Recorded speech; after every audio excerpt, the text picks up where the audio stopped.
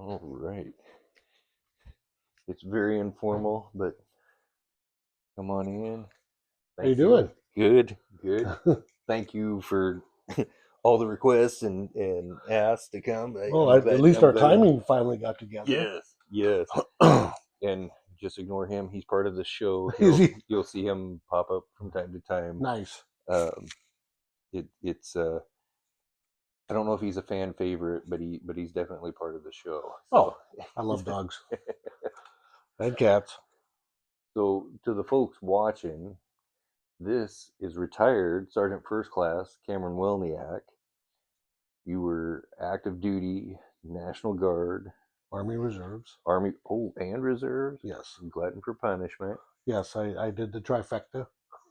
Man. When did you enlist in the Army? July of 1982. Oh my goodness. Yes, I was 17 years old. I dropped out of high school.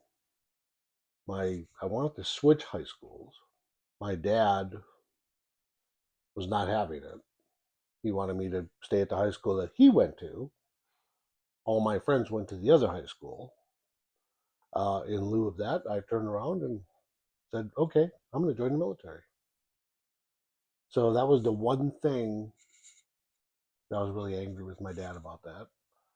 That was the one thing I could do to hurt him, because out of our family, my two uncles and were the only two that served in the military. My dad was the youngest of three boys and one girl, and he had to stay back because during World War II, the youngest child stayed back to raise the family. My dad was very bitter about that for the longest time. And this was the one thing I could do to, in my mind at the time, to get him back. So I joined the Army Reserves. I did my basic training at Fort Jackson, South Carolina. I was one of the first test run units that actually went from the old greens, the OD green, to the actual camouflage at the time. Wow. Yeah, we were a transition unit. So I got issued sets of both. I got issued sets of the OD green outfits, uniforms, the utility uniforms, and then the actual camouflage uniforms. So you're vintage. Oh yeah, I'm really vintage. Not that vintage though. No, because I would have been a freshman when you went in. So it was like, but my story was much later in life. I didn't do it like right out of school. So Right. it's it was still a rough. How did you how did how did you take that at that time? Because even though Vietnam was over, you were dealing with the Cold War era, and Yes. most of your instructors, I imagine, were Vietnam era. Some of them were, yes. And I was actually fortunate because during this transition time with the uniform change out, they also were incorporating female drill sergeants. So I actually was another one of the units. And I think this was happening across the Army. So at all the training bases, I probably can't speak for just, I can only speak for just mine, but the units were divided up into male and female drill sergeants working as teams to get troops pushed through. So, which was pretty cool. Right on. But yeah, I turned around, and once I completed that, I chose a career field as a welder. So I was off to Aberdeen Proving Grounds, where I did my AIT, which was at the time, it was a 44 Bravo, which is a welder body metal worker type MOS. I spent, I think, 18 weeks there welding, learning how to weld, do body work, do painting, things like that, cutting glass. I mean, all the stuff that was pretty much useful at the time. So I did all that. And then Once I graduated, I returned back to my reserve unit, which was in Milwaukee, Wisconsin, and it was a rail unit. So my first military unit was a rail unit, and that's what I did. Is I worked on rail cars and trains and locomotives and things like that, track, you name it. That's yeah, because I've helped load on a lot of train missions, but an actual unit dedicated to it, Yeah, that's a whole. yeah. We were one of three units out of the central part of the United States. There was the 1150th, 51st, or 51st, 52nd, and 53rd rail units. And one of them, I believe, was out of Granite City, Illinois. One was in Milwaukee, Wisconsin, and I cannot remember where the other one was at. How are you processing all of this? Because you're coming through, like I said, Cold War, but still chances of being deployed were Slim, iffy at best. yeah. You're what's going through your head when you get to your first unit after basic and AIT? I was. It's really funny because I had a chance to actually go to the unit for a couple of drills prior to me going off to basic, Right. which was fortunate, but I got a chance to meet some of the people that I'd be working with, just kind of know what section I was going to fall under, things like that. It was pretty cool. Uh, it was funny because when I got to the unit, knowing what my MOS was going to be, they said, well, we don't even have a slot for you.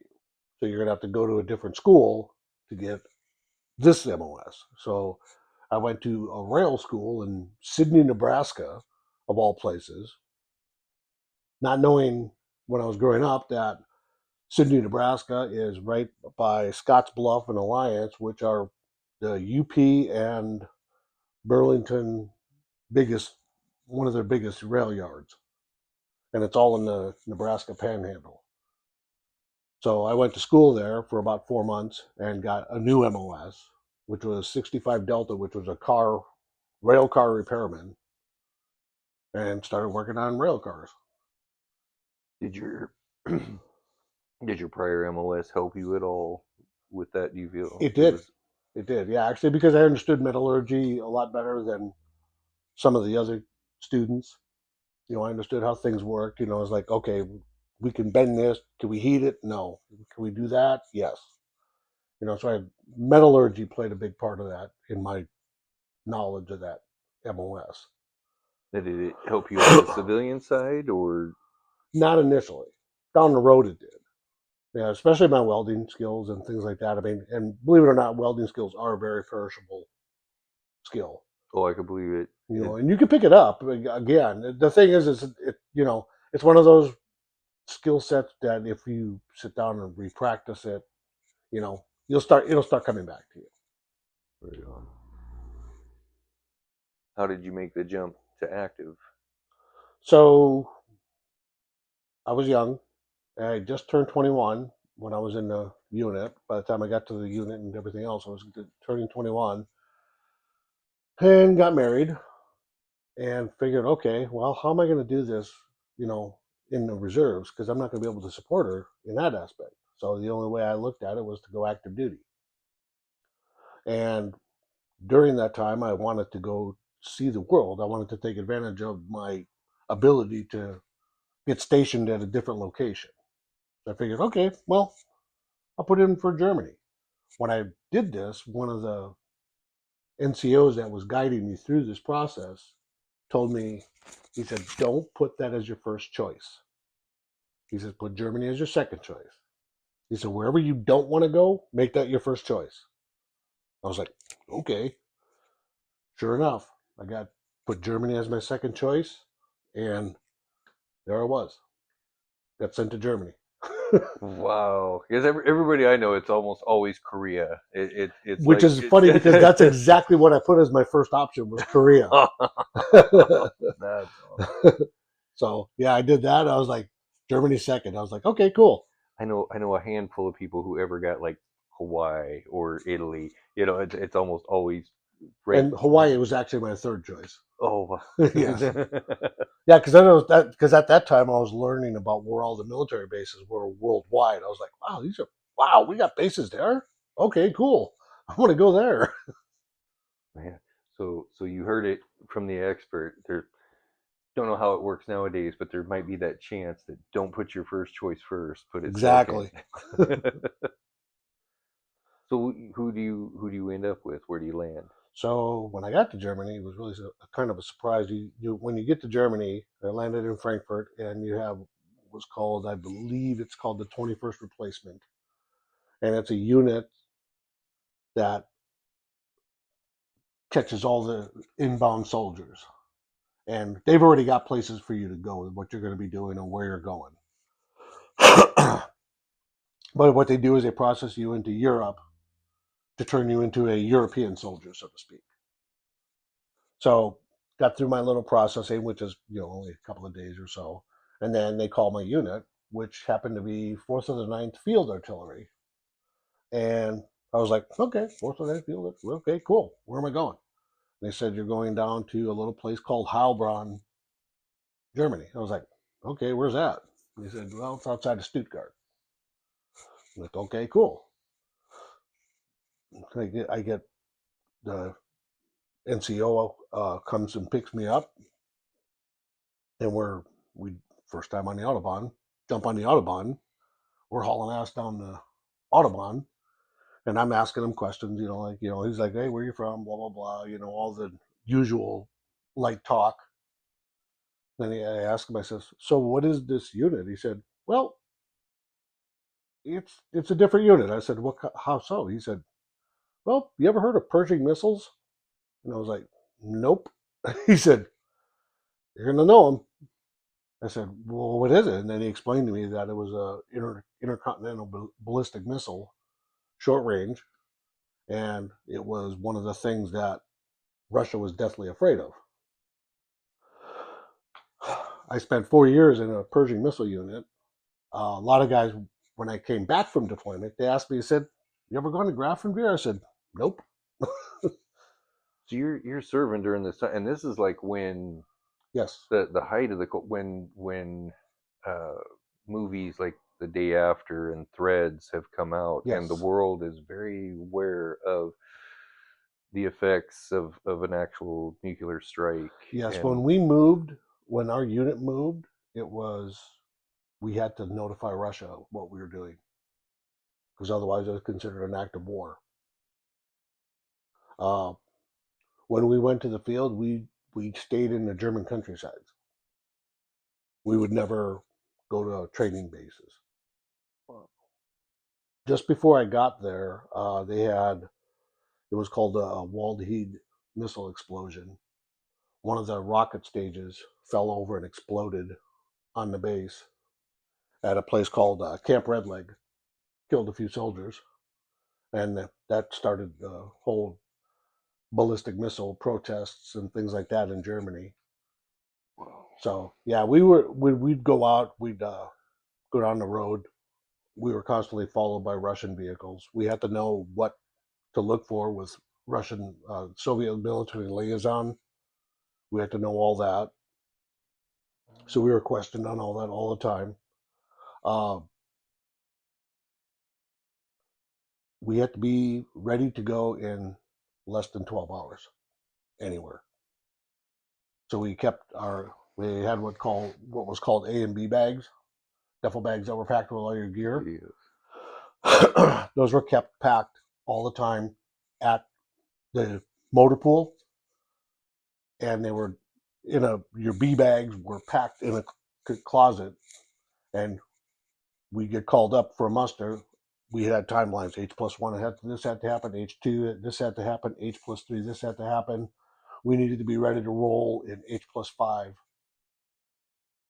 Everything, camouflages ready to go. All the trucks loaded, fueled, in line, convoyed, serial numbered, the whole 9 yards. Every soldier prepped, weapons drawn, gas masks accounted for, everything within 5 hours. We had to be ready to go out the gate. Did you ever have any of those? Because I remember the one incident with the believe it was a sub where something went off wrong, and the Russians almost fired on us, and Yes, the one soldier decided not to push the button. push the button. Yeah, and I don't know. I don't remember anything like that. If that was in our time frame, but I do remember they would we'd get drilled constantly. It was not uncommon on a Tuesday morning to get called up at 3 in the morning. And this includes this H countdown included guys that lived off post with their families and things like that. I mean, they literally had to haul butt into the caserne, park their cars, get all that stuff ready to rock and roll, and be ready to leave. Mm. So it was pretty trying. I was in Germany in that area for I was there from 85 to 89. Oh, so you actually I had had a 4 year tour. little bit of stabilization. Yeah, I was actually in Germany with this Pershing missile unit when the wall came down. So What was that like? Did you get a piece of the wall, or did no, you I get? tried. I tried, but I couldn't get up to Berlin to do that. I mean, I was up in that area, and but it wasn't like in Berlin to do that specific thing. So it was all right though. I didn't complain. But I remember being because I had been there for 4 years, so I was driving around by myself and doing all this other stuff. So we were. It wasn't like we were on alert or anything when the wall came down. It was quite the opposite, believe it or not. It was actually really chill. I mean, guys that were taking leave were told to go take leave and enjoy it. And, I mean, it was really nice. One thing I did find out after the fact about this whole deal was that one of the reasons that Russia did go with taking down this wall was the fact that our Pershing missile was a threat to Russian their nuclear program. So it really was a deterrent. Oh yeah, yeah. It was pretty interesting. And that was probably my most favorite unit I've ever been in because I felt like that was the most I ever felt like a true soldier. Well, and the just the whole patriotic feel of it had to be Oh like, I yeah, mean, because I having having family members before serving, in the 60s and 70s, and talking about just the decimation of morale after Vietnam, right. and you got to come through that period when Reagan was building the military back up Yes, to in strength, and that was, and again, I watched my own family have a better standard of living during that time period, especially on post. It was what an amazing time. How long did you stay for that? So 89. so yeah, toward I believe I left Germany in November of '89. Yeah, that makes sense. Because for some reason I never was able to PCS in the summertime when it was really nice. Happy holidays. Go jump on a plane and go somewhere else. So I went from there. I went to Fort Hood, Texas. Oh, Uh, Shortly thereafter, well, we got called up for Desert Storm because that's where that kicked off. So I was with 1st Cav Division. I was actually 13th COSCOM at the time, and I was in the 597th Maintenance Company, and we had a sister company, the 602nd. And when the call came out, for 1st Cav to deploy, we were their support, so we deployed with them. So our unit was not really initially tasked to go. Our unit was going to be the stayback unit, but the 602nd was a heavy junk repair company. So I mean, they fixed dozers and excavators, stuff like that. They fixed all that stuff, plus the tanks and howitzers and stuff like that. Where we did a lot of the lighter equipment, the 113s, stuff like that, trailered howitzers, trucks, Humvees, Jeeps. Well, not Jeeps, but Humvees. While we were prepping them to go, we got called up to deploy. So we had to stop what we were doing, helping them, and had to prep our own stuff to go deploy.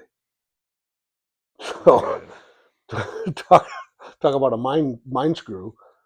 You're like, okay, yeah, we're not going. Oh, wait, what? What do you mean we're going? So that process was so quick because I think it was what 90 days or yeah, something. I mean, it was that was at a point when I first considered enlisting, and I'm glad I didn't because by the time I would have got to basic training, yeah, it would have been it'd been over. over. Yeah, it was Yeah, 24 hours. yeah, it was in military life. It was really short. Right. Did you make it to theater? Oh yes. Did you make it where? So we landed at oh, what the heck was the name of that port? It was north. We wound up basically going. It was just outside of Kuwait. It was just south of Kuwait. And we came in that direction, and we went straight to the desert. And we wound up between south of Log Base Alpha and Log Base Bravo, which were the main. They call them MSRs, which was the main supply routes. And that went through the neutral zone, just over the top of Saudi Arabia, into Iraq, and spread out from the Gulf was, so the Gulf was here. You had the MSR, and then there was Log Base Alpha, Log Base Bravo, and we were down here in the center. There was an air base there, and I cannot remember the name of it for the life of me. But our unit, our task was to run basically AAA road patrol, and that's what we did. I was in charge of a couple of records. I was a recovery NCO at the time, so I had a couple of wreckers and a couple of contact trucks, and that was my job, is to just run the freeways, fixing anything and everything that broke down that I could find. So if it was sitting on the side of the road, we'd move it. If the Iraqis or Kuwaitis or any of the other nationalities that were there had their car break down, we'd get it off the road, so we didn't have our convoys upset. Yeah, it So, was how how long were you like days on the road or would you oh yeah, have? days on the road. We didn't. So we left base and we pretty much just stayed mobile. We went everywhere. Did you sleep by your trucks or Mm-hmm. did you like Oh yeah, slept in my truck. I actually had it was a Cut V, which was basically a Chevy. It was a Chevy pickup truck with a utility box on the back of it, and that, that was my truck. So I had that, and we'd have sandbags on the bottom, under the seats, behind the seats, and that was my mine detection or mine prevention. So we slept in the trucks a lot. any rough encounters on that Yeah, particular tour? a few. Yeah. Yeah, it was. Yeah, I mean, it was not. It wasn't without excitement. Let me say that. Yeah, there was plenty of times where, I mean, because we went up north. We went up where the oil wells were burning and things like that. We did all that stuff. The Highway of Death, we were there probably several hours afterwards. So it was still pretty fresh when we went through there. I was amazed that when we went the last time that there was still wreckage all those years later left from that. Yes, it actually, when we got there, I was surprised myself. The first time I went back to Buring, I was like, wow, I cannot believe this. Because I know the aircrafts all landed in Kuwait, and then we just convoyed up or took the buses up to Camp Buring. And it was amazing to me to see that. It was funny because the Camp Buring was never there. It was just the Udari Range at the time. Yeah. I remember all the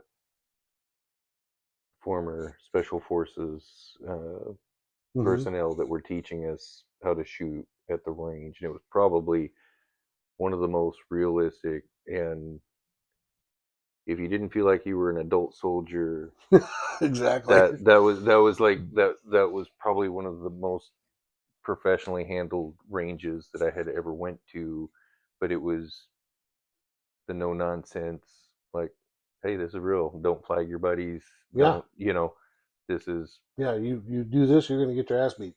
yeah, It was, yeah. it was like, no, you don't just keep your weapon in up and down range position, with your bullets sitting on your side. And there wasn't, at the early part of the war, and I'm sure, especially when you were going through, there wasn't you know, all the electricity and generators and No. shop ads and that type of thing. It was pretty much.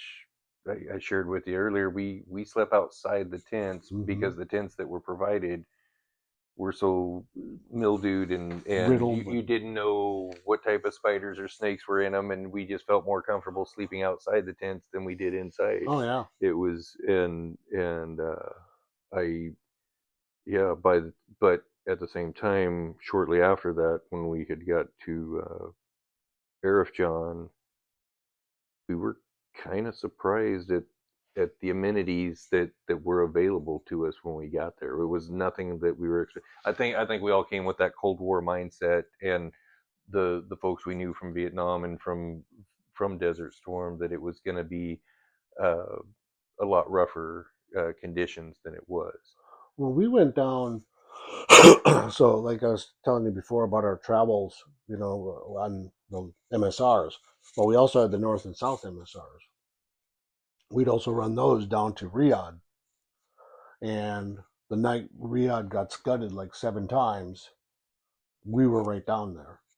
We were there, right, literally watching all this happening.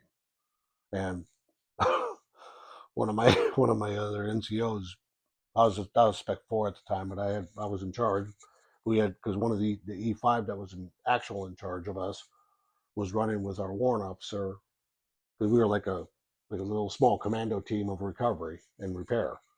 So we had our own little parts bins and stuff like that to do on the spot repairs. But yeah, we were down at a rest area, so to speak, eating. I don't know if anybody who's been in Desert Storm will know what a wolf burger is. We were eating wolf burgers, and all of a sudden the Scuds started coming in because the Patriots were just launching like crazy. So we actually sat and watched that engagement, and before we knew it, that rest area was gone. It was empty. We were the only ones there. So yeah, we were only about 2 or 3 clicks out of Riyadh. So we actually sat and watched all this and everything getting hit. But going back to what you were saying about the amenities, the people that worked in Riyadh, the military, they had pretty nice accommodations. Mm-hmm. They were living pretty good because it was the Patriot units and those batteries that were down there protecting, keeping Kuwait safe. Do you feel like your leadership, and I'll go back to your drill sergeants, do you feel like they taught you the things you needed to know? Yes, I do, because I think at the time they were not afraid, and I don't want to say hit you or anything, but they were not afraid to get in your face. You're when you checked in that basic training, your attitude was stripped at the door. You got off that bus and you were nothing. You were the bottom of a shoe. And then they built you back up. They broke you down. If you wanted to rebel, they had ways to take care of it legally, and they did. And they broke you down and molded you back as a soldier, which was what their jobs were. They weren't there to be nice, take into account or take into consideration this, that, and the other thing. There wasn't any of that. And was it wrong? Maybe at times, but it made you a tougher soldier, in my opinion. Not saying that the soldiers that came out of basic, 10, 15, 20 years afterwards are any less tough. Yeah, it's But the times are different. The training was different. We standards that I see 20 years later after I went through basic were totally different than what I went through. I will, as somebody who went into basic later in life. I didn't go until 2000, and I was surprised, especially having you know, had lived some on military posts and things growing up, and Hmm. I expected certain things to be worse, and it was not. And I don't knock any of the training that I got through it, but I just friends at my own age who had went in earlier, like 10 years prior, how bad it was when they went through, or how I don't want to say bad, how tough and rigorous it was when they went through. Yes. By the time I went through, I was coming in with a different generation that was a little more of, I want to say, the PlayStation generation Exactly. phone, things with. Uh, I would meet soldiers there who had some of the first cell phones, and that was a luxury to me. That was something that rich people had, was a cell phone. Right. It was. I didn't get one until I think my first deployment, and Right. even then I wasn't able to take it with me overseas. Well, and that's the other thing, because going through, I mean, we were only allowed to make one phone call a week on Sunday, Now, see, we didn't even get that. and then So that it was was, only to call home, and you had 10 minutes. wow. That was it, and that was part of the whole new advancement, was the phone call. But we we still were held to the same standards. Kids today. I mean, show somebody how to roll a pair of socks, Hmm. Yeah, how to roll a t-shirt. That's and make it presentable.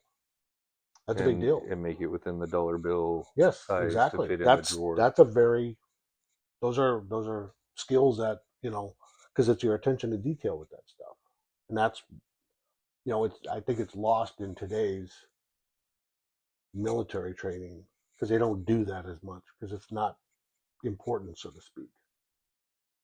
But I feel that it is because that's what trains your mind to do things automatically. They're just they transfer over to nice life skills. Like if you go on to college or go on to have your own, it just, hey, here's some tips for keeping your house Yes, tidier. exactly. You're gonna appreciate that. And I'm not taking anything away from the training that's going on now. I'm not saying it. It's just different. That's the thing, is it's they're meeting the generation that's there, Right. and it Right, because was, that generation doesn't care about that. That's not important. now, at what point do you come out of active duty? So I went after Desert Storm. I went back to Germany for 2 years, and I wound up in that unit was a MLRS battalion or MLRS unit. At the rocket, Yeah, multiple okay, launch yep. rocket systems. That's the one that would take out shoot 12 rockets and take out one grid square. Wow. Yeah. So it was a pretty badass machine.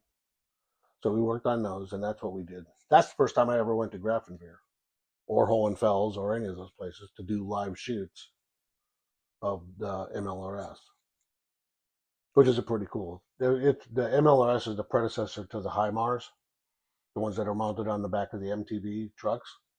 Same thing, just a smaller concept. They had another variation of it. It was called ATACMs, which basically was two rockets that took the place of the 12-pack pods that were in there. So instead of 12 rockets, they took those pods out and they just had two pods that went in with one rocket in each side. And that was a pretty big rocket. that rocked the world when those things took off. But yeah, I spent 2 years in Germany doing that. And then en route on the way home, I stopped at Aberdeen Proving Grounds for about 6 months to go to BNOC. So I did my BNOC at Aberdeen because I was ordnance, so that's where the ordnance BNOC was, and there was TDY en route going to Fort Lewis. I get done with that.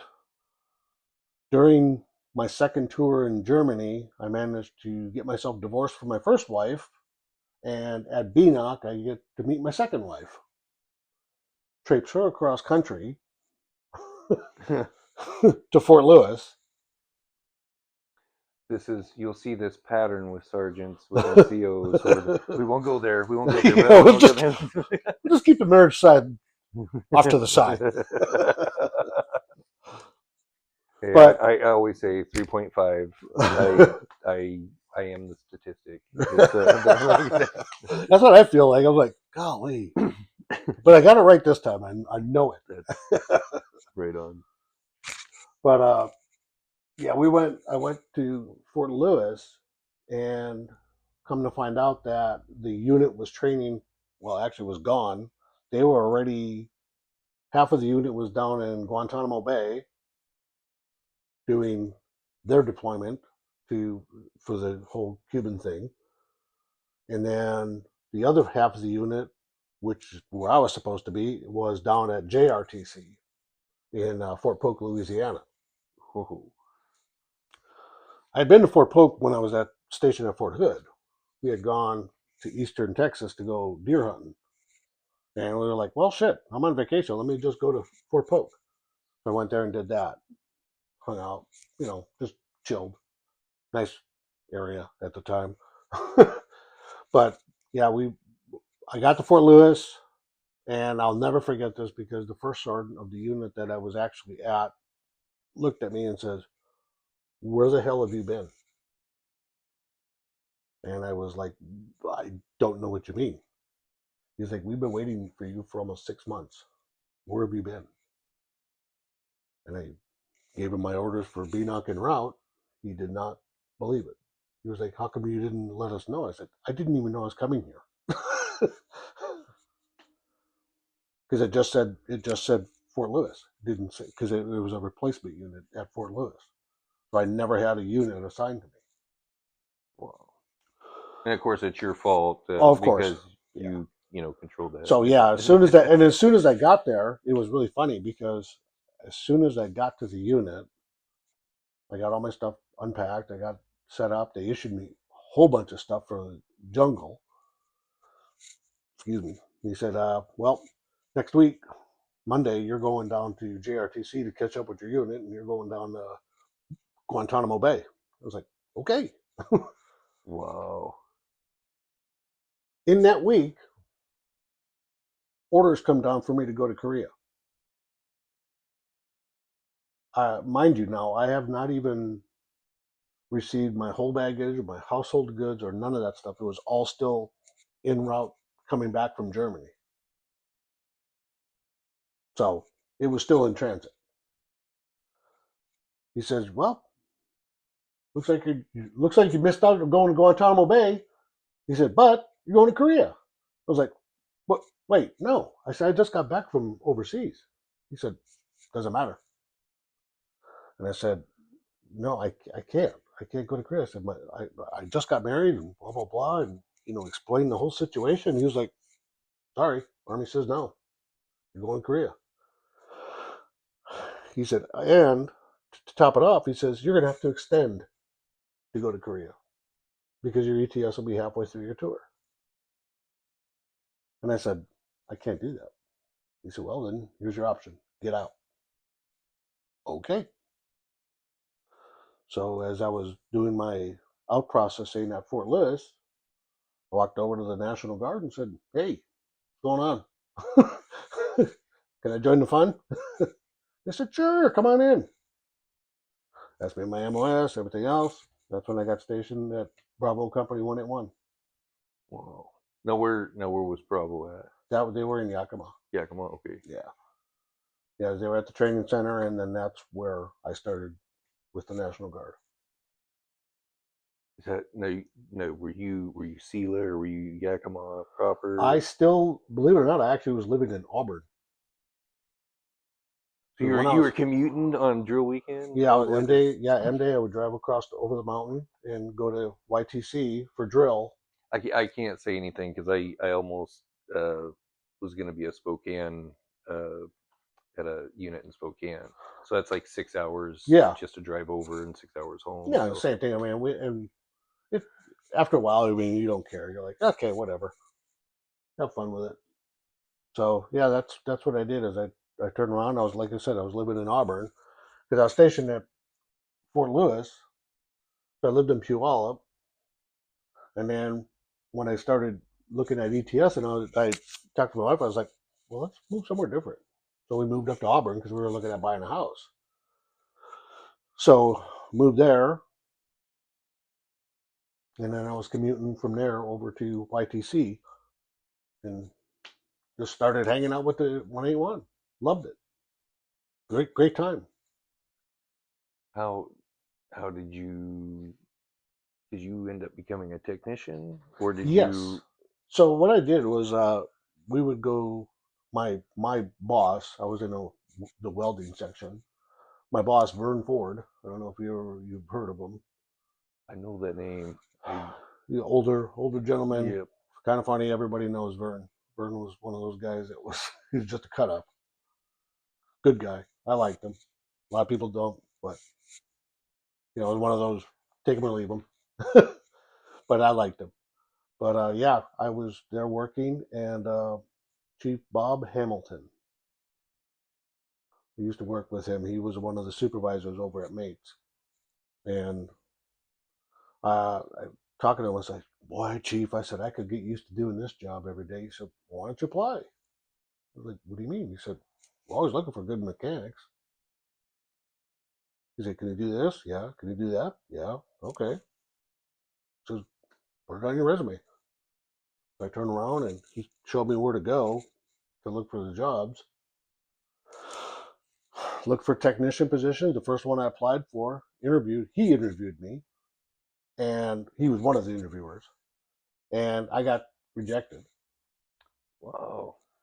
And after the rejection, I went to the following drill, and he said, "Don't give up." He says, "We didn't hire you for that position because we think there's a better one for you coming up." So sure enough, I applied for the next one, and I got my job as a technician at Mates, and I loved it. I loved working at Mates. Now, how I only got to go to Mates a few times. It was usually dropping off equipment or picking up equipment, but y'all had a nice latrine. I'm gonna say that you guys had really got it. Was much better than using the porta johns in the field out at Yakima Training Yes, Center. it was. And It was every M-Day soldier and their brother wanted to go to Mates oh, yeah, we got to go take care of some business at Mates. yeah, yeah. Usually half a day, especially during the annual training. It was I learned early on that if you had to do a mission taking something to Mates, it wasn't a punishment. It was actually a nice break. It Oh, was yeah. a Yeah. Yeah, because you usually catch the guys, and especially if they're at lunch and they had a party going on or something like that. They always had something going on. So, yeah, it was a great time. Now how long did you work or live in that area? So once I got a technician job, we moved straight over to Sela.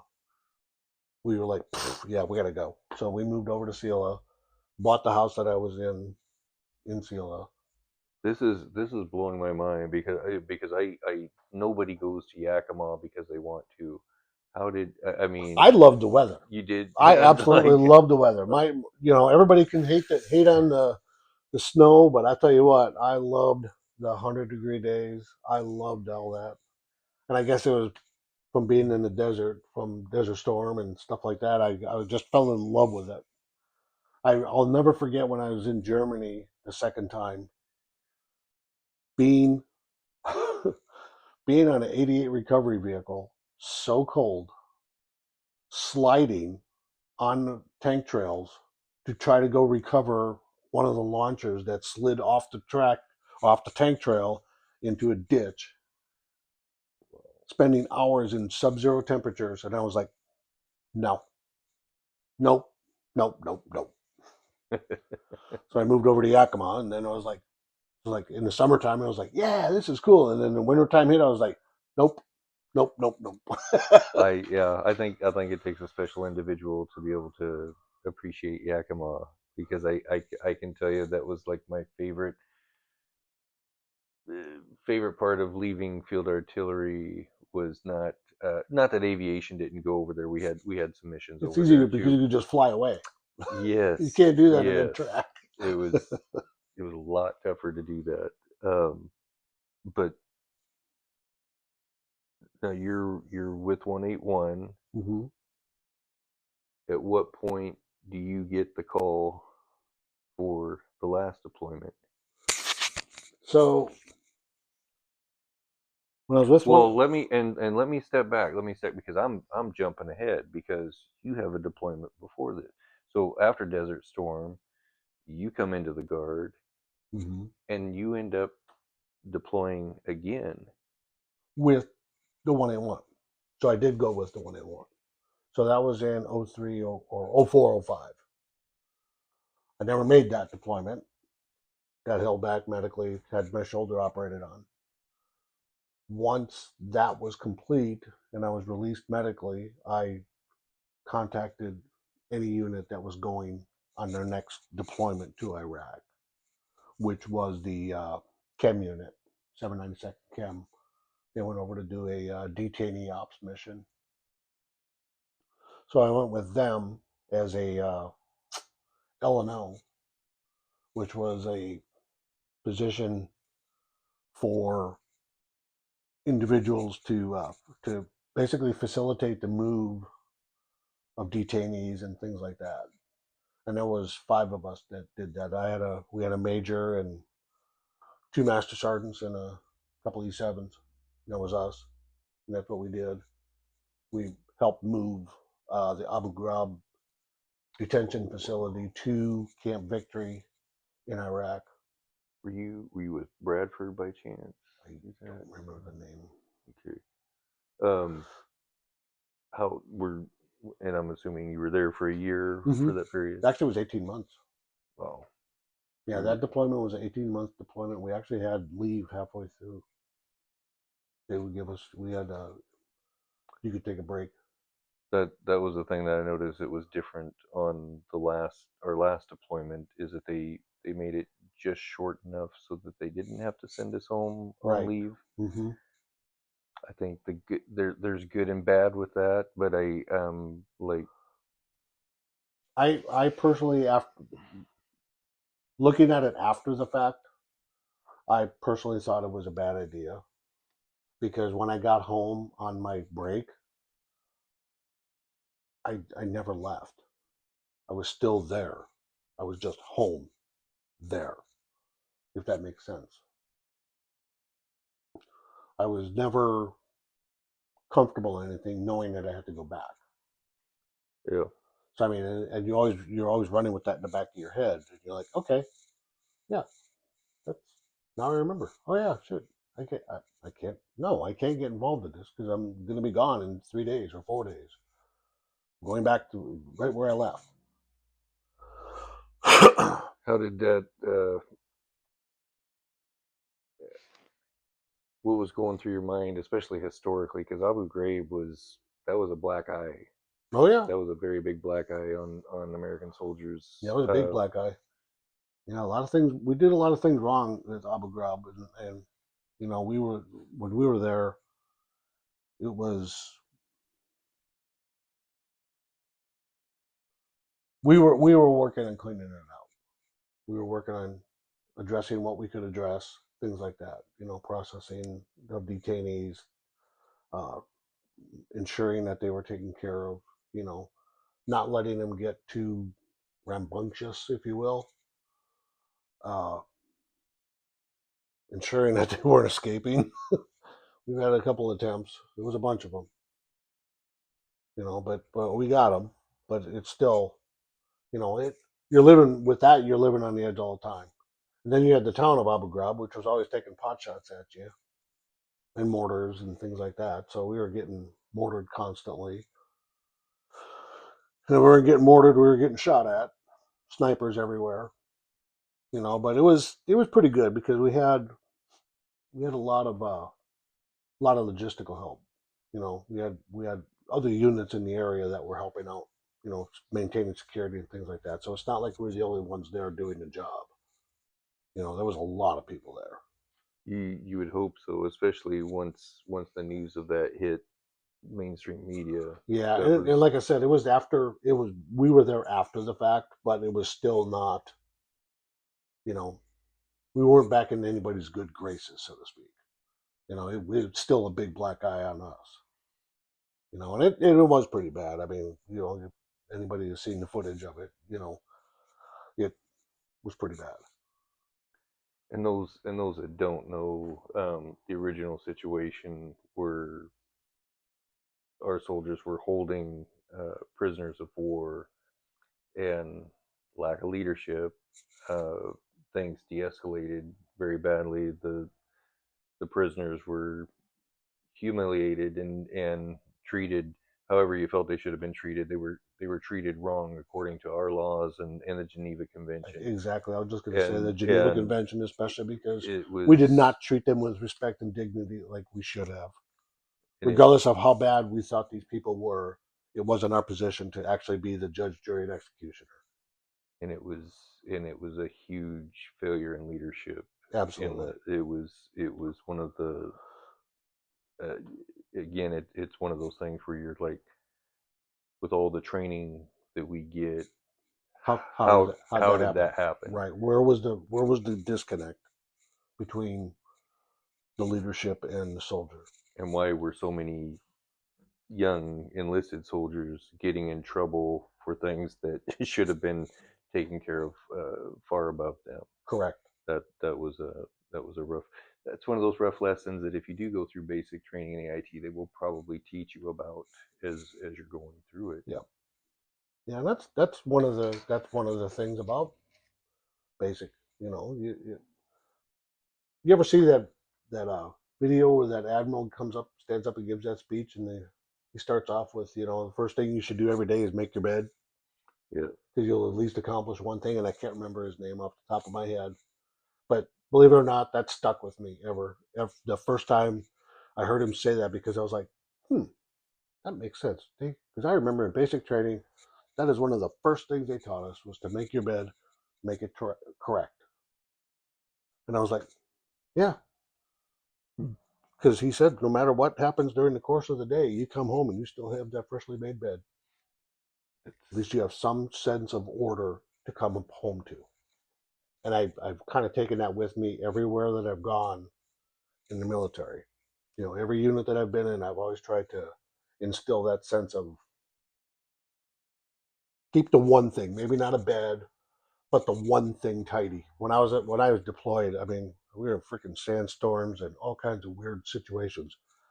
In my contact truck, I had one compartment that I kept clean. It was pristine. I sealed it, so sand wouldn't get in it. But that was where I kept like my toilet paper, my wipes, stuff like that. Personal hygiene stuff, because to me that was important.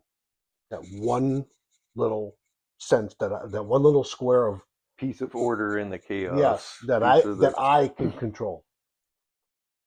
When I feel like everything's spinning out of control, I can just open that door and look at it and say, okay, this is my section. And that was a big deal. And I've carried that with every unit that I've gone to. Were you able to pass that on to your young soldiers? I've tried. I tried to, I mean, some took it and ran with it. Others, poo-pooed it. But, you can't force them. You have to let them make their own path. And that was the one thing I learned. And I've always been a firm believer in not just barking out an order and having them go do it just because I said so.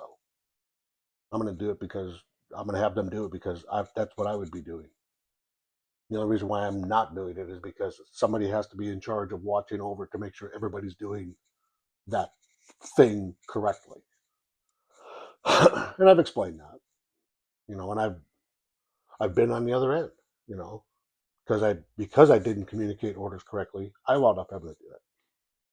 And that's a leadership fail on my part, because if I'm the one having to do it, and I can't sway the individual to perform the task to standard, it's a failure on my part. I I remember you helping me on our deployment, pre-mob, uh, a certain commander who shall not be named, but they waited until almost the end of the shift to say that soldiers needed to go prep the vehicles, put the what is it, the WOT number, the Oh, the convoys. convoy numbers, and those things on. And I made sure to release those soldiers before that order was given. And so I was brought up to say, hey, Sergeant Hill, you need to call them back. And I, like, sir, a lot of our soldiers don't have cell phones or don't have the ability to get back. Um, and he goes, you will get this done tonight for tomorrow's convoy. And you and some other NCOs stayed with me to make sure those numbers got put on to our uh, combat train. And I always appreciated that because it was one of those things where I was ready to do it myself to make sure that my soldiers get. But that's where the solidarity is it, that's where the NCO core comes into play. You thought you did what was correct. Things changed. Oh, okay. Well, guess what? We're a team. We all have to do this together. And that's the whole thing. That's the reason why you don't just let somebody flounder. Because if I let you flounder, who else am I going to let flounder later on? What if it comes in a situation where I don't need you to flounder, I need you to succeed? If I allow you to flounder, then where's your confidence going into the future for another task that could possibly be wrong? You know, keeping that confidence of knowing that you made the right decision and you're sticking by your decision and continuing to accomplish the task. I just was very thankful because I did not expect anybody else to share my burden on that, and that was much appreciated. Well, not a problem. And I know you would have done the same for me. And that's the whole thing. That's where the camaraderie comes into play with soldiers. And that's the one thing I have to say honestly. That's one of the things that has kept me in the military as long as I stayed in was the camaraderie. I mean, people people come and go, but I guarantee you that everywhere any soldier that's been in for any length of time remembers that first person that made a difference in their life, that first person that did this in their life, or that made that change, or made them think something differently and see it through. And you don't realize, oh, wow, that person was there for me. That's a big deal. That's a lesson you take away and you just kind of cherish it and keep it with you all the time. And you're like, yeah. We'll get to the. You were there for me a lot during that deployment, but I want to get the audience up to the point of that deployment. How did you end up? You were 81st. How did you end up with aviation? Like, did you get somebody mad? Was No, it a dream no, I actually wanted. opportunity? It was. Was it I a just wanted to go again. I just wanted to go with a different unit, and I'd never been in an aviation unit. I had been, pretty much field artillery, armor, my whole career. And I was like, I found out that, talking to First Sergeant Liddell, he was saying that the unit was going and that they were looking for other people to go because they were concerned with one of the NCOs not being able to go as the motor sergeant. So I volunteered to come over and assist. One thing led to another. The same thing was happened with 204th when I deployed to Afghanistan with them. Excuse me. I volunteered to go because our motor sergeant was getting ready to have a operation, so they were going to be without a motor sergeant. So I volunteered to go on that deployment with them to be the motor sergeant, and that's pretty much how I did it. And I did the same thing with Echo Company. And I know First Sergeant Liddell was needing help, and he was a good friend of mine, so I figured, okay, Yeah, camaraderie. I'll help you out. Yeah. Because he was needed. He wanted an NCO. He was looking for a motor sergeant, and because he didn't know the status of the current motor sergeant, nothing was wrong with him, but he didn't know what was going on. But they needed another individual for that spot, so I volunteered. So, Now, I don't know for you, but for me, when I came to aviation, I felt like I stepped into.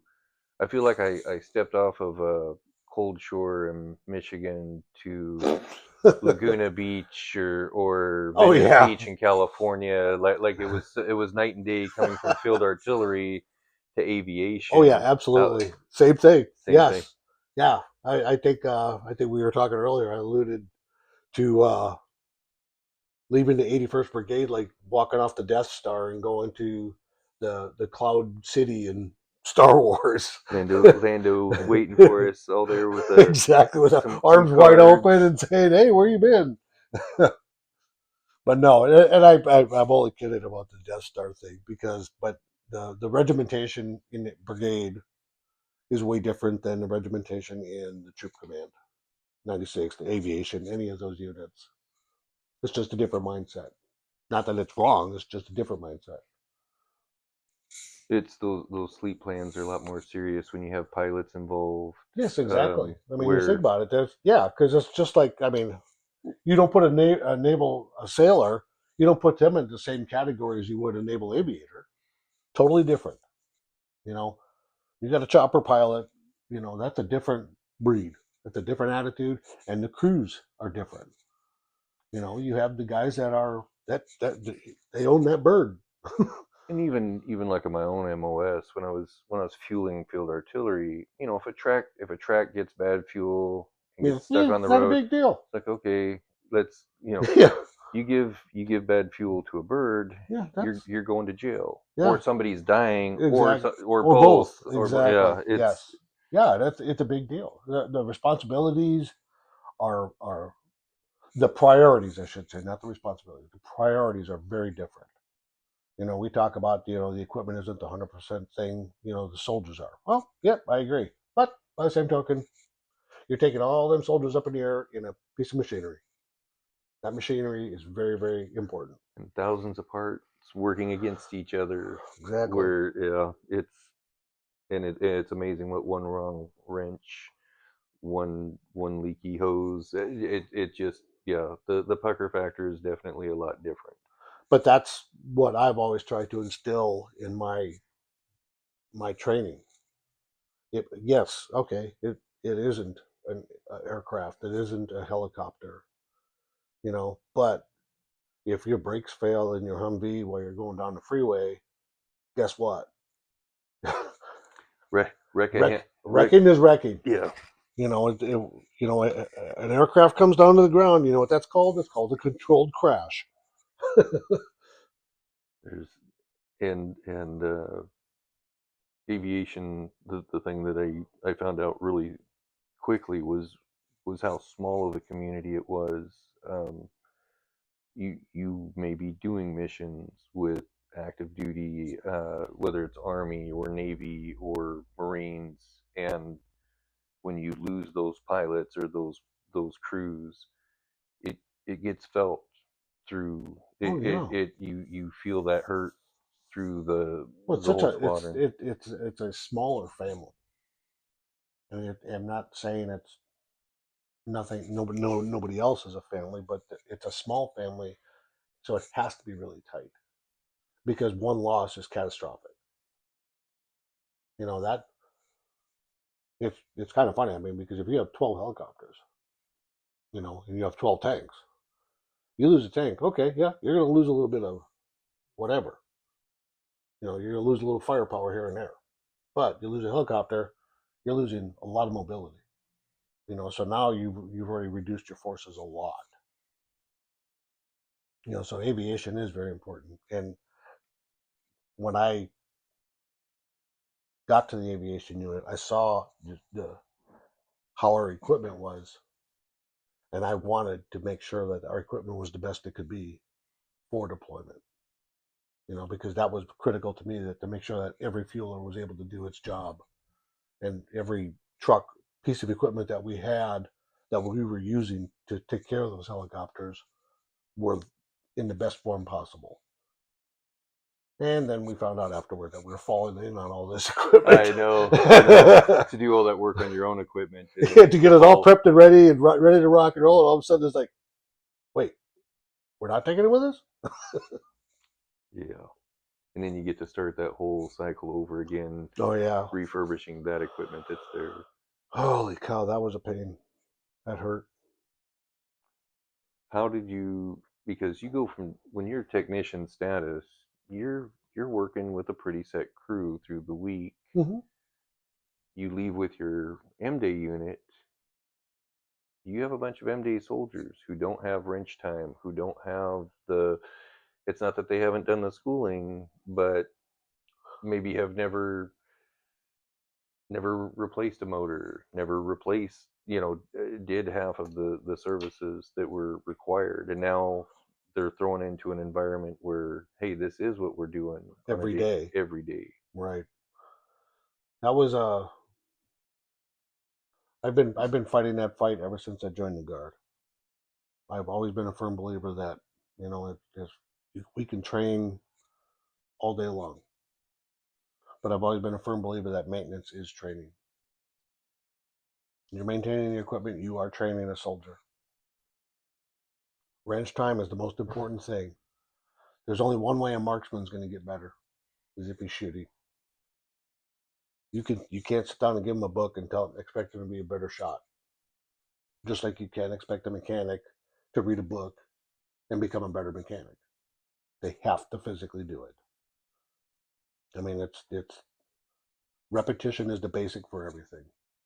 I mean, when you teach somebody to do something and it becomes muscle memory, that's how you do it. That's why they teach CPR as much as they do. Why do you think you go to refresher courses for CPR? Because it's not muscle memory. It's not something you do every day. If you were doing it every day, you wouldn't have to go through a refresher course, because you would know exactly what you're doing. How did you feel about the? Because you got a pretty mixed group when you left. I did. Yeah, but I think towards the end they were getting better. I think when falling in on California was kind of an eye-opening experience, because it was a different mindset, which is the unfortunate thing with Guard units, because every state, you have 50 little states doing 50 different things and 50 different methods and 50 different ways of looking at it. The way we were doing it wasn't the same as how California was doing it. Not saying they were wrong, not saying we were wrong, it just was different. And then try to get those two to meld to become successful is very, very difficult. And that took a lot of extra work. And I think stubbornness in the leadership in the higher side helped deter a nice, even fast flow of, transitioning to power and making good things happen. Instead of cohesion, there was a lot of confusion. Yeah, that's a great way to put it. You get home, well, in all of that, what was your worst day deployment?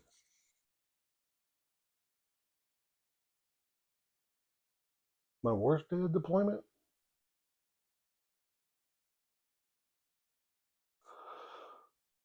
I think it was when I was taken out of the maintenance part of it and basically turned into just a platoon sergeant. That really bothered me, because I had always been a mechanic. I've always been maintenance minded, always been maintenance oriented. And when the call was made for me to allow the younger NCO to turn around and be the motor sergeant and I'll be the platoon sergeant, didn't sit well with me. But it was one of those deals where, okay, I can't control it, so control what you can, which is what I did. I controlled what I could, for the rest of the deployment. Made the best decisions I could for the soldiers.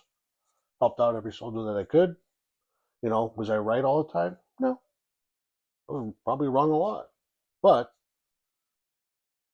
I didn't keep making the same mistakes, and that's where you learn, and that's how you become a better NCO is by sitting down and learning from the mistakes you make.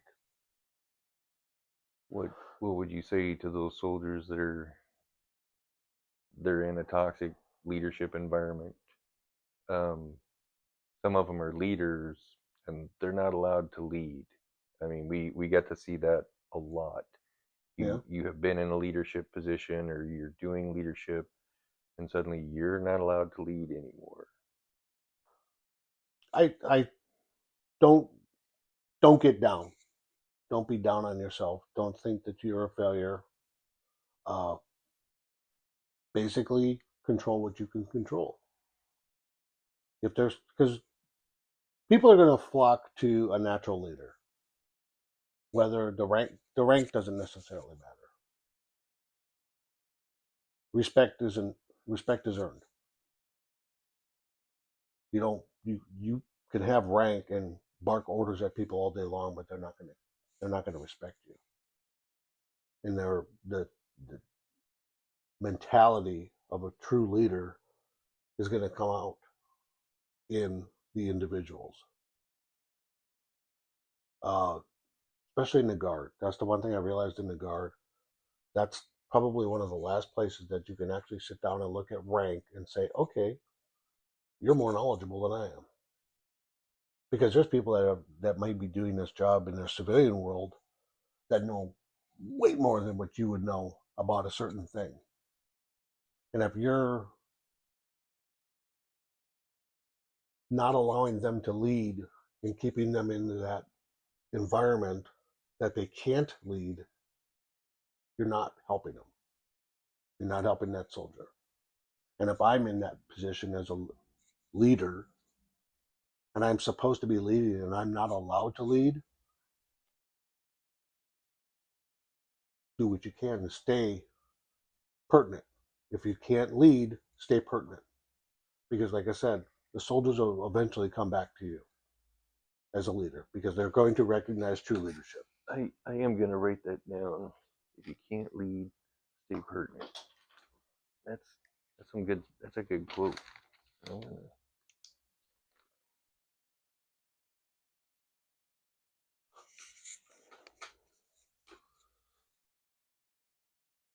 Yes.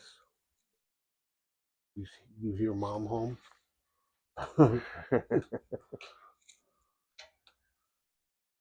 we get home. What was your? Tell me the what you can remember of. You get the message that hey, you're up. Oh, for going home? So, yeah, I was sent out early to be like the advon to come back and meet our troops when they get here and everything else. So I was I was a little perturbed initially, but it was like, no, they need somebody on the other end to receive them. So Were you receiving them in Texas or were you receiving at Texas, Fort yeah, Hood? yeah. And then once that happened, then we just kind of went with the unit, and then just all came back at once. Our group, remember the flight that came back? So yeah, everybody was on that. So yeah, we just left early for Texas just to meet the troops. Because we were there, we had to get the building and stuff like that, get all that set up. Because when we left, all the buildings were taken over by other units.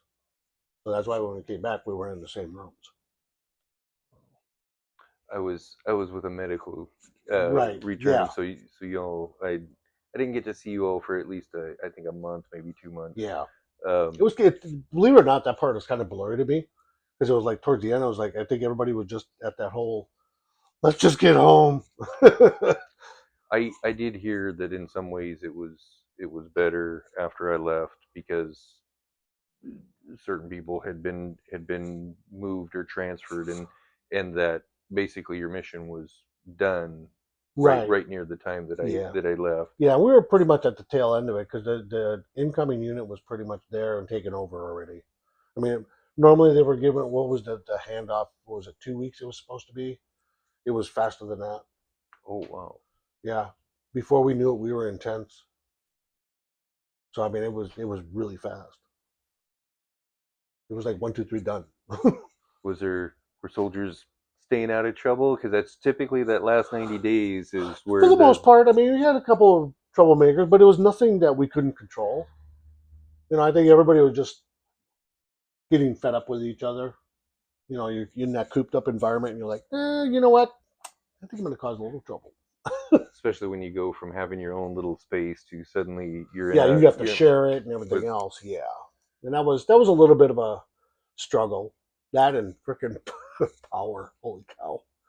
We had, we had so many power cords daisy chained together. I yeah, I'm surprised we didn't have more fires Oh my in god, yeah, the yeah. I'll never forget that. I was like, oh my god, we're gonna have to have a fire watch if we don't get this together here. you get home, you get out fairly quick after we get back. Yeah, yeah, because I was ready to pull the plug, and I was at that age where I could do it. So when I got back, it was, what am I going to do here? Am I going to stay in or am I going to get out? I thought about it. I talked to my wife, and she was like, really don't need to stay in anymore. So I was like, all right. She said, you did your bit for God and country. Like, yeah. She said, you're getting a little long in the tooth. She said, so if you want to get out, get out. Because I told her, I said, I was starting to hurt, and, you know, physically. I was like, oh, God, I'm just not feeling it. So just before I got out, I made sure I got my CDL through military. So I was able to use that in Washington State. So once I got out, I had my Class A CDL. I'm glad somebody got it. I tried to get mine, and even though I had my bachelor's degree, I to this day cannot find my high school diploma. And during COVID, tried to apply for it, and the school would never send me my diploma or transcript. And the school here in Port Orchard would not accept me as a student because I didn't have a high school diploma. Hmm. And I said, "You realize you have to finish high school or GED to get a bachelor's?" "Yeah, sorry, we can't help you." So so I never got my chance to get my CDL. So even though we drove fuel Everywhere. trucks for Yeah, so years. yeah, that's what I did. So the only thing it exempted me from having to do was actually take the driver's test, the driver portion. So because I was in the engineer unit, we drove tractor trailer everywhere with heavy equipment on the back. All those hours were logged. Driving the fueler would have constituted that, especially if you were hauling a trailer with it. Sometimes, Yeah, because that's all your endorsements right there. And you would have been in hazmat certified too. yeah. So yeah, that would have been a big deal. That right now that's a hot thing to have on your CDL is a hazmat endorsement. So anybody that's actually doing that, get your CDL and get your hazmat endorsement. I know personally that is a huge shortage in this state, Big um, money. especially for fuel truck driving. Yes, it's big money. Did you feel good with the decision? Did you feel like you were ready to say, "Hey, I'm done"? That's a big thing because military's been your identity at that point for how many years? 35. So yeah, the thing was is that I feel like at 35 I was like, okay, I can walk away with my head held high, knowing that I did everything. I was fortunate enough I didn't get hurt to the point of being crippled and things like that, or being permanently damaged. I walked out pretty good shape. I had my surgeries that I had were taken care of. They took. I was very fortunate. You know, a lot. So I know there's individuals that are in that aren't as fortunate as I was. Not saying that I'm having I'm not 100%, but I've been way better than some people are, and I'm very thankful for that. Well, I'm thankful that the army gave me the hip and that my parents gave me the natural good looks. So Oh, I know. it got me Yeah, through life. I feel your pain. It's a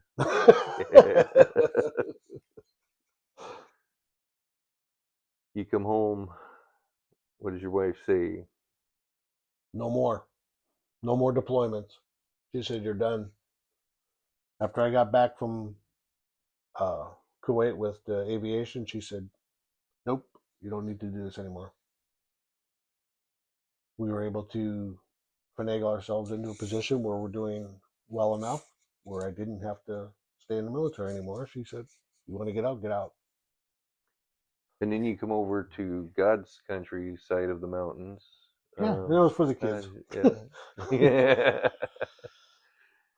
That it, I do imagine that would have been tough coming from Yakima to the rain.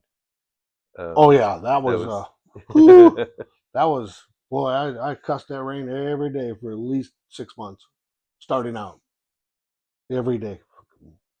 Rain, damn it, Rick, Rick. Did you go into civilian work for a while when you got out, I or did did. you? So I actually worked. I started at a little rock quarry place. I was their mechanic, and I kind of worked on rock saws and things like that, cutters and grinders and all kinds of stuff with that. It actually was they did decorative rock. So they made so like basically actually there's something that anybody can see. The Vancouver waterfront, all the basalt rock that's been laid out on the uh, walkways and things like that, the benches, all that was done by the company that I worked at. They created all that stuff as per the city of Vancouver specs or the port of Vancouver specs. So yeah, we did all that. They wound up going under, and then I left there for Modern Machinery, where I worked on. It's a Komatsu dealership, so I was a field technician for them for about 5 years or so. So yeah, I just walked away from there. So I'm retired fully now. What was your okay to like? You know what? It's just time to hang it up and go to the house. Well, the biggest thing was being in the service truck because it was a big service truck, and just it wasn't uncommon for me to drive all the way to like Boardman or Umatilla from Portland and drive there for 3.5 4 hours, work on something for 4 or 5 hours, and then drive home for 4 or 5 hours. Wow. So and I was getting tired of it. I was getting tired of rolling around on the ground. I mean, my old little fat body is starting to take its toll. That's a hard thing. You'll notice I have a lot of stuff at waist level because I don't It's easy. I don't get down very much anymore. And then when I do, it's really hard to get back You up. got to And use a little picker upper tool, or have to train the dog better. yeah. Pick this up for me, sweetie. Now, what are you doing to keep yourself busy now? Actually, I'm working on an RV shed right now. Uh, I've decided to go full bore into drag racing. So yeah, I bought a 1983 Mustang GLX with a 460 big block in it. It's got a C6 transmission, narrowed Ford 9-inch rear end, Monster Sportsman tires, 4-link suspension, full chassis. Right now, I'm working on over the winter. I'll be getting it ready. Bought a brand new car hauler to put it in, so I'll be working on that this winter and getting it prepped and ready for the spring. So next spring, I plan on going drag racing. That's Now that's how you retire. That's You did it right. You did it right. Yeah. What are you reading, watching, keeping yourself sharp with? Uh, Actually, I'm not really reading a lot. I mean, I'm reading little stuff here and there. A little bit of a lot of daily motivators. I think I'm going probably maybe not now, but have been going through a little bout of I don't want to say depression, but what's a good word for it? Kind of like when the guys do like a low T set type thing. Kind of feeling that because I'm a little lethargic. Don't have that energy to get up and go. What's your purpose and drive now? Yeah, It's exactly. a because when you go that many years with a mission. That's and it's funny because being retired, I'm still like trying to figure out what am I doing? How do I get my daily routine going again? And I'm still working through that.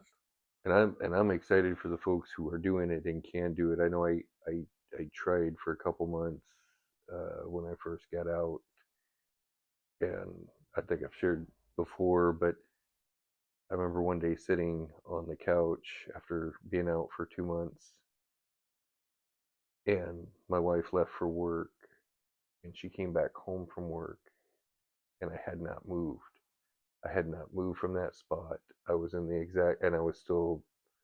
I can't tell you what I thought about that day. Can't tell you what I did.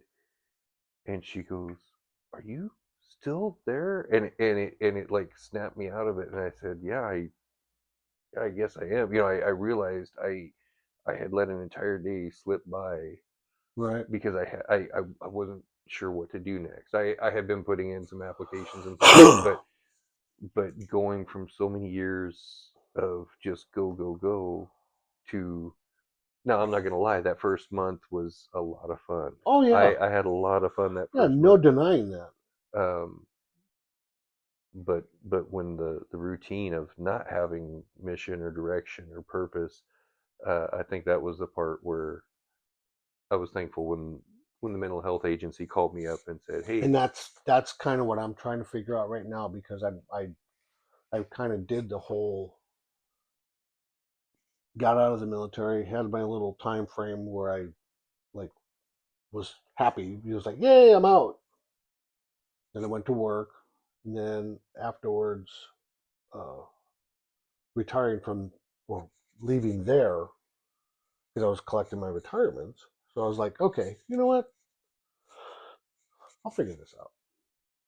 And here I am still now trying to figure out, okay, what is my purpose? What is my direction? What am I doing? What's going on? You know, I'm better about it. I'm better at figuring out, because now at least now I'm doing more like around the house to give myself direction.